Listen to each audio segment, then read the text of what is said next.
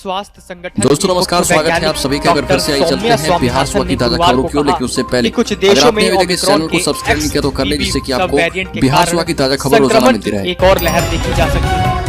पहली बड़ी खबर, बिहार में जदयू और राजद के विलय की चर्चा हुई तेज। नीतीश लालू के करीबी प्रेम कुमार मनी बोले स्वाभाविक यही है कि दोनों आपस में विलय कर जाएं। क्या राजद और जदयू का विलय हो जाएगा? इसकी चर्चा राजनीतिक गलियारे में खूब शुरू हो चुकी है। राजद और जदयू दोनों में रहकर सक्रिय राजनीति कर चुके पूर्व एमएलसी प्रेम कुमार मनी ने एक इंटरव्यू के दौरान कहा कि जदयू और राजद आपस में विलय कर जाए। मनी कुमार उन नेताओं में है जो नीतीश कुमार के साथ एमएलसी और लालू प्रसाद की पार्टी में रहकर राजद समाचार पत्रिका के संपादक भी रह चुके हैं। का विषय XBB है, जो एक बिहार में 5 दिनों के अंदर तापमान में आएगी गिरावट। पछुआ हवाओं के कारण बढ़ रही है ठंड।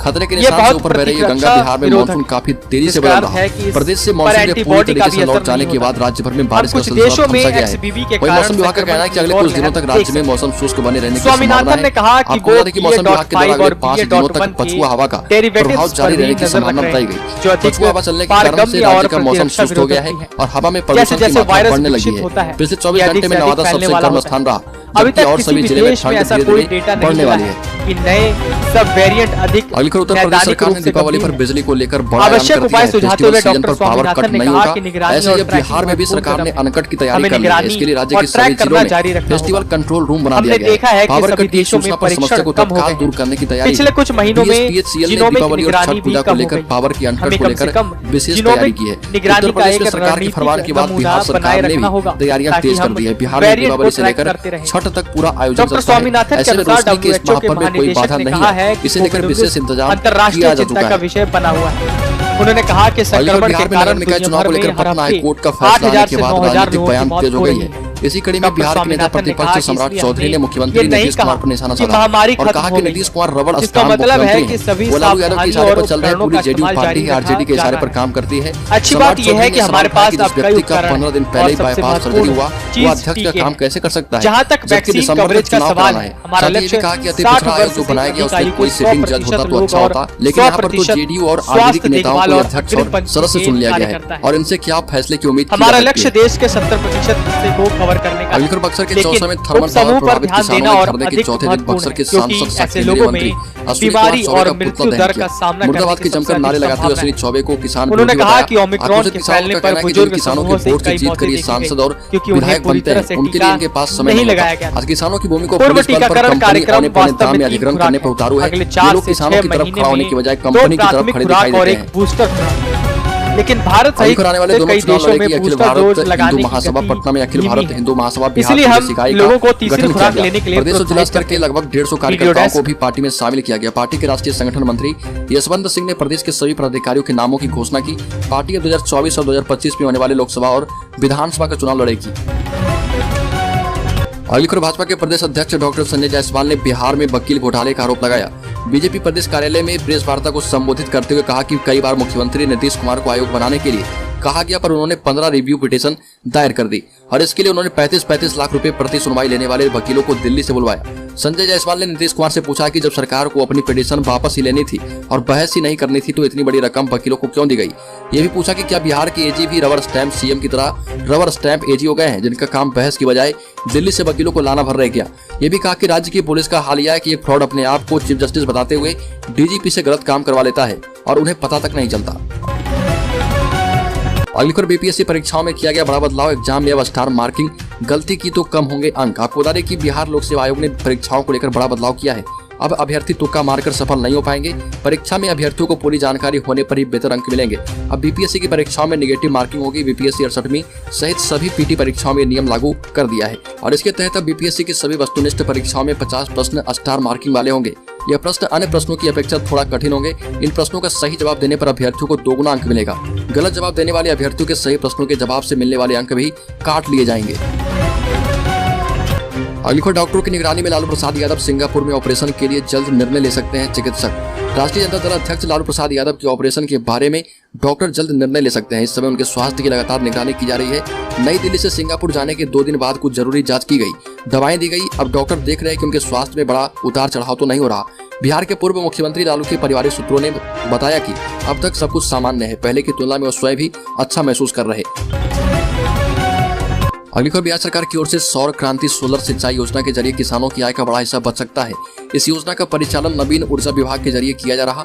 सूबे के किसानों को नए तरीके अपनाकर ऊर्जा और संसाधन बचत के लिए सरकार प्रेरित कर रही है।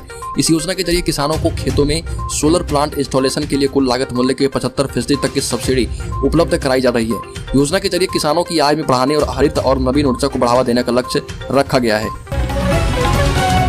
अगली खबर, चुनावी रणनीतिकार रहे प्रशांत किशोर ने बिहार के मुख्यमंत्री नीतीश कुमार पर बड़ा दावा किया है और ये कहा कि नीतीश कुमार भाजपा के संपर्क में वह कभी भी भाजपा के साथ जा सकते हैं। अभी दरवाजे बंद नहीं किए हैं। इससे पहले भाजपा के साथ गठबंधन खत्म करने के बाद नीतीश कुमार ने कहा था कि वह अब भाजपा के साथ कभी नहीं जाएंगे। जनसुराज पद यात्रा के दौरान पश्चिम चंपारण के भेड़िहरवा पंचायत में कहा कि सीएम भले इन दिनों आरजेडी के साथ हैं, लेकिन वह कभी भी बीजेपी के साथ जा सकते हैं और वह लगातार बीजेपी के संपर्क में बने हैं। अगली खबर, बिहार में बनी नई गठबंधन की सरकार में कृषि मंत्री बने सुधाकर सिंह अपने बयानों की वजह से लगातार सुर्खियों में। अभी तक यही माना जा रहा कि कृषि मंत्री पद से सुधाकर सिंह के इस्तीफे के पीछे की वजह उनका तल्ख बयान और सरकार में रहकर सरकार का विरोध करना है। हकीकत यह है कि पूर्व कृषि मंत्री कृषि विभाग में व्याप्त भ्रष्टाचार की जांच कराने के लिए पत्र लिखा था, जिसे मौजूदा सरकार ने ठुकरा दी थी। दरअसल दोपहर कैमूर के किसान संगठनों ने रामगढ़ विधानसभा के युवाओं और बाजार में सरकार के गलत नीतियों का विरोध किया और कहा कि पूर्व कृषि मंत्री सुधाकर सिंह कृषि में सुधार लाना चाह रहे थे, किसानों की आमदनी और उपज दोनों के बारे में फिक्र कर रहे थे, लेकिन पिछले 10-15 सालों में कृषि विभाग में हुए भ्रष्टाचार की जांच कराने के सवाल पर सरकार ने उनका इस्तीफा ले लिया। अगली खबर, मुंगेर में लगातार बढ़ रहे डेंगू के मामले को लेकर स्वास्थ्य विभाग ने मुंगेर शहर के 2 क्षेत्र गुलजार पोखर और 2 नंबर गुमटी को हॉटस्पॉट बनाया है। यहाँ पर अब तक डेंगू के सर्वाधिक मरीज पाए गए, जिसमें गुलजार पोखर में 26 और 2 नंबर गुमटी में 12 डेंगू पॉजिटिव मरीज पाए गए हैं। इधर मुंगेर में बढ़ रहे डेंगू के मामले को लेकर स्वास्थ्य विभाग की ओर से केंद्रीय टीम के द्वारा दोनों हॉटस्पॉट जोन का जायजा लिया गया और इन दोनों क्षेत्रों के अतिरिक्त शहर के अन्य क्षेत्रों में लगातार बढ़ रहे डेंगू मामले के कारणों का पता लगाया जाएगा। अगली खबर, बिहार में पढ़ाई छोड़ने वाले बच्चों को फिर से स्कूल लाने के लिए होगा सर्वेक्षण। आपको बता दें कि बिहार सरकार ने पढ़ाई से दूर हुए बच्चों की पहचान कर उन्हें फिर से स्कूल में दाखिला दिलाने के लिए सर्वेक्षण कराने की योजना बनाई है। शिक्षा विभाग के एक अधिकारी ने बताया कि सर्वेक्षण के दौरान स्कूल से बाहर रहने वाले या बीच में ही अपनी पढ़ाई छोड़ चुके 6 से 18 साल के बच्चों की खोज की जाएगी। राज्य सरकार के शिक्षा विभाग का यह अभियान नवंबर के पहले ही सप्ताह से शुरू होने की उम्मीद है। अगली खबर, बिहार के पूर्णिया में खुलेगा प्लास्टिक प्रोसेसिंग यूनिट और गोबर गैस प्लांट। आपको बता दें कि तकनीकी विशेषज्ञों ने कहा है कि बिहार के पूर्णिया जिले में प्लास्टिक प्रोसेसिंग यूनिट के साथ गोबर गैस का प्लांट भी खोलने की तैयारी हो चुकी है। बरमक्खी के अंचलाधिकारी अर्जुन विश्वास ने बताया कि राधानगर वार्ड नंबर 14 में प्लास्टिक कचरा प्रोसेसिंग यूनिट और गोबर गैस प्लांट खोलने की मंजूरी मिल गई है। अधिकारियों ने स्थल निरीक्षण कर जायजा लिया और कहा कि प्लास्टिक प्रोसेसिंग यूनिट और गोबर गैस के प्रोसेसिंग प्लांट बनने से आम लोगों को रोशनी के साथ खाना बनाने के लिए गैस की जरूरतें पूरी होगी और इसके टेंडर की प्रक्रिया 2023 के मार्च तक पूरी होगी। अगली खबर, मोदी ला रहे 10 लाख नौकरियां। प्रधानमंत्री मोदी अगले 1.5 साल में यानी दिसंबर 2023 तक 10 लाख युवाओं को नौकरी देंगे। इस मेगा रिक्रूटमेंट ड्राइव की लॉन्चिंग वो दीपावली से पहले धनतेरस के दिन यानी 22 अक्टूबर से करेंगे।